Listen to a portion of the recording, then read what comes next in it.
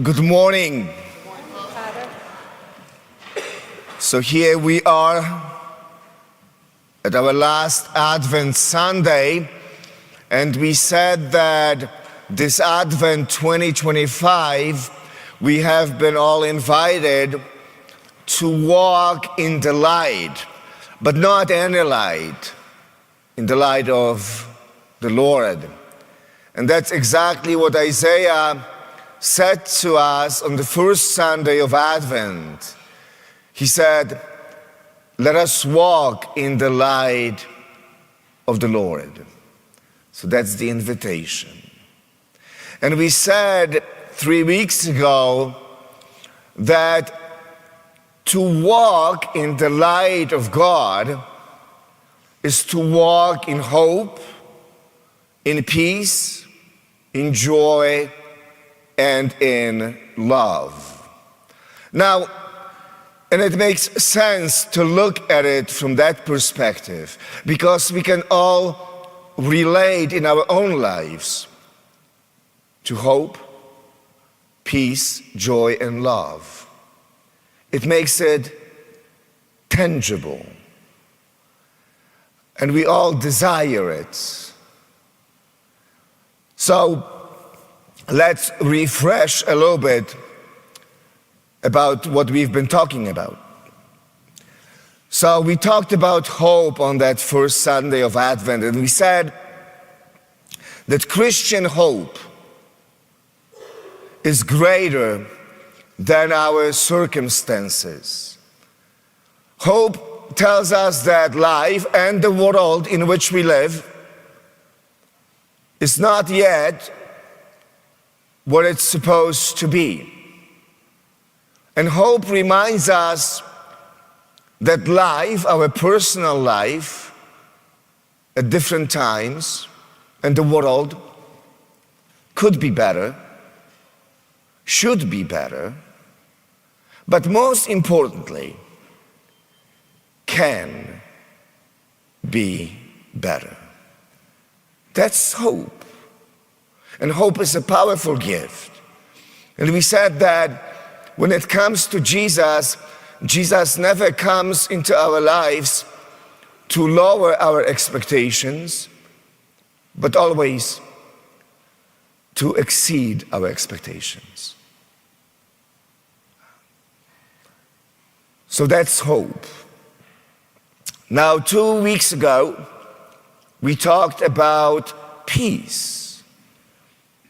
Something that the world, and maybe even us personally, could use more of: peace. And we talked about 3 types of peace. First, peace with myself. And it's an interior peace. And it can be challenging sometimes. Isn't that true? To be at peace with yourself, to be at peace with your past, or your present maybe, to be at peace with our human brokenness. But it's so essential to be at peace with myself. Second, to be at peace with God. And that particular peace rests upon my trust in God, in God's will, in God's presence in my life. Trust that God is actually active in my life and in the world. And because I have that trust, I can have peace, no matter what. And finally, the third type of peace is peace with others. And it is an intentional commitment to live at peace with others, indeed, with everyone.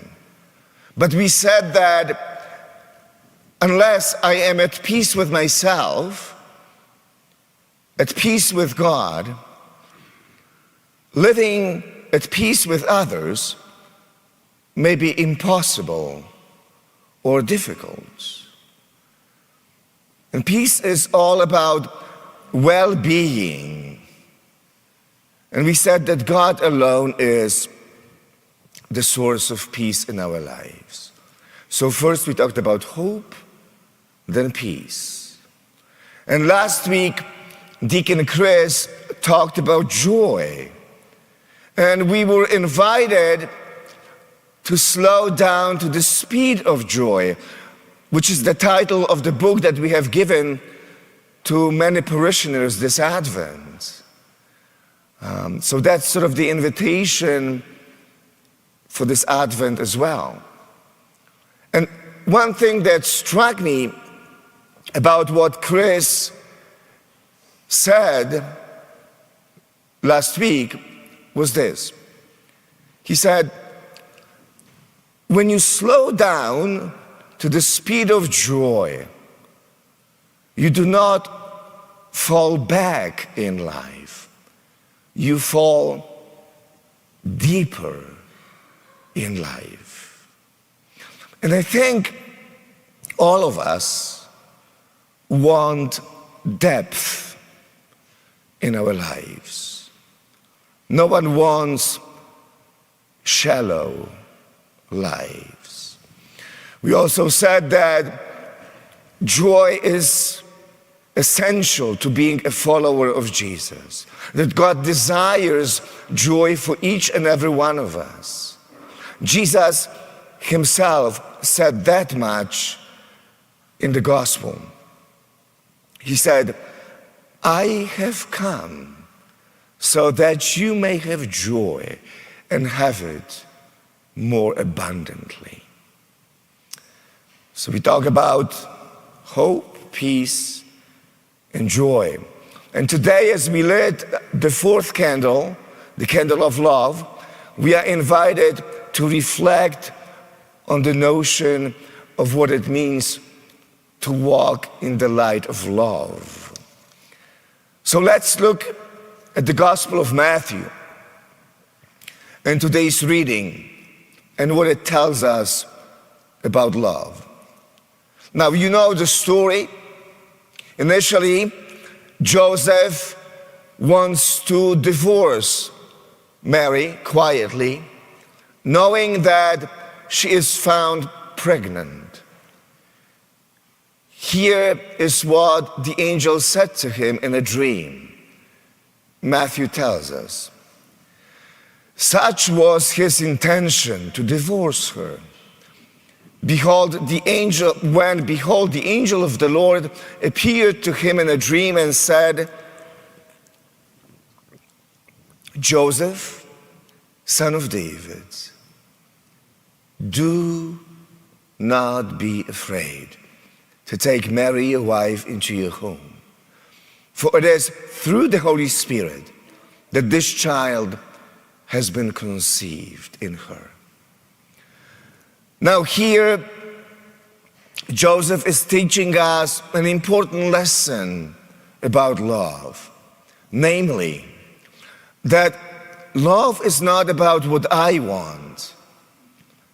Rather, love is about a desire. I desire, I will, I want the good of the other person above anything else. Furthermore, Joseph reminds us that love dispels any and all fears, and it focuses only on one thing that is necessary. And the one necessary thing is the good.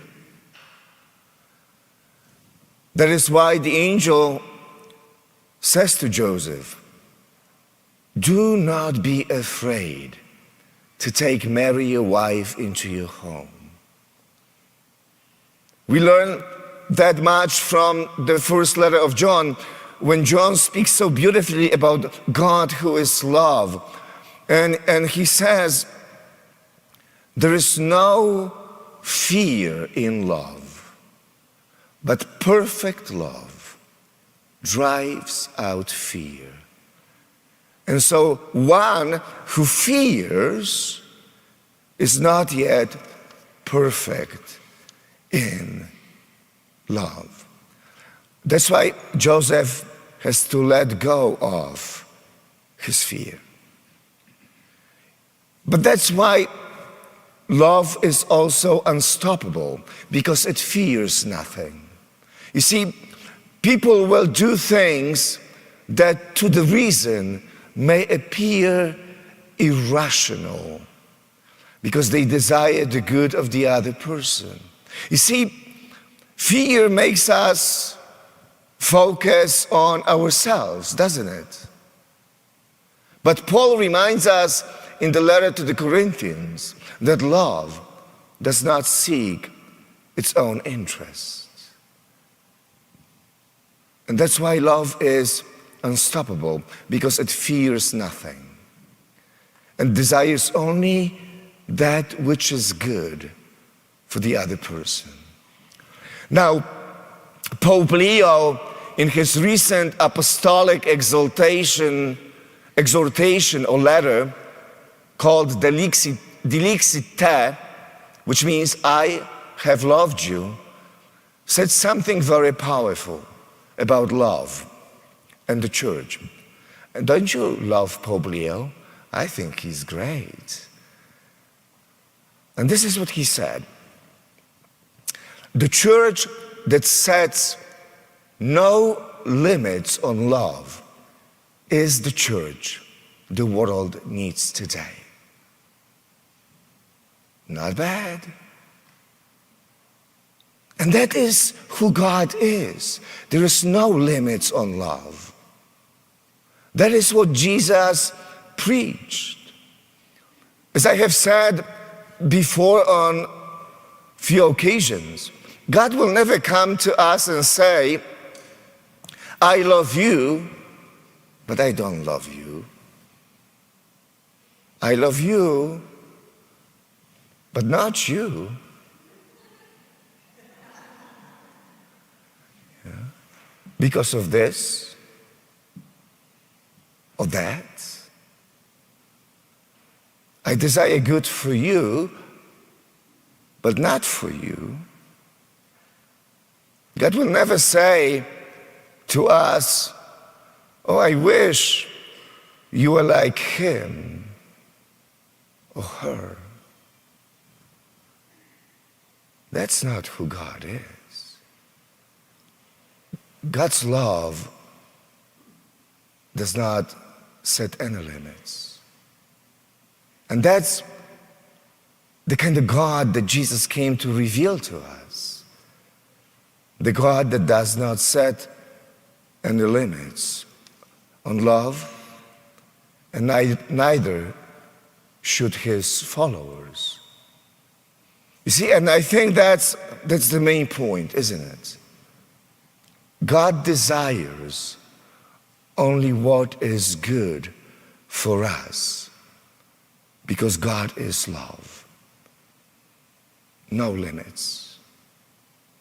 And to be a disciple of Jesus and to be truly the church is to allow that message and that love marinate your heart, your mind, and every cell of your body. To marinate every thought and every feeling and every action. And I love this image of being marinated in this idea. Because when you marinate something, you cannot unmarinate something. It's just marinated. And you know, when you know who God is and what God calls us to be, you cannot unknow it. You just know it. And there's nothing that's gonna convince you otherwise. You have been marinated in the notion of God's powerful, unlimited, unconditional love for everyone. God who desires only that which is good for us. So, on this last Sunday of Advent, we invite you to take this message with you today. The only thing God desires for you, for me, for everyone is that which is good.